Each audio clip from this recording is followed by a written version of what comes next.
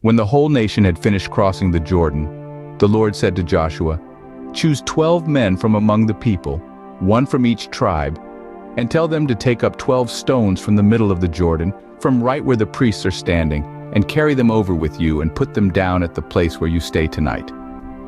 So Joshua called together the 12 men he had appointed from the Israelites, one from each tribe, and said to them, "Go over before the ark of the Lord your God into the middle of the Jordan. Each of you is to take up a stone on his shoulder, according to the number of the tribes of the Israelites, to serve as a sign among you.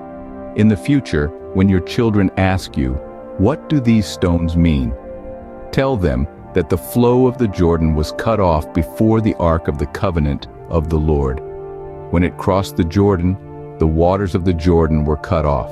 These stones are to be a memorial to the people of Israel forever." So the Israelites did as Joshua commanded them. They took 12 stones from the middle of the Jordan, according to the number of the tribes of the Israelites, as the Lord had told Joshua, and they carried them over with them to their camp, where they put them down.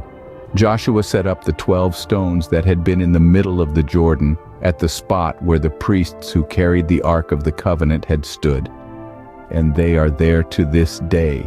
Now the priests who carried the Ark remained standing in the middle of the Jordan, until everything the Lord had commanded Joshua was done by the people, just as Moses had directed Joshua. The people hurried over, and as soon as all of them had crossed, the ark of the Lord and the priests came to the other side while the people watched. The men of Reuben, Gad, and the half-tribe of Manasseh crossed over, ready for battle, in front of the Israelites, as Moses had directed them. About 40,000 armed for battle crossed over before the Lord to the plains of Jericho for war. That day the Lord exalted Joshua in the sight of all Israel, and they stood in awe of him all the days of his life, just as they had stood in awe of Moses. Then the Lord said to Joshua, "Command the priests carrying the Ark of the Covenant law to come up out of the Jordan."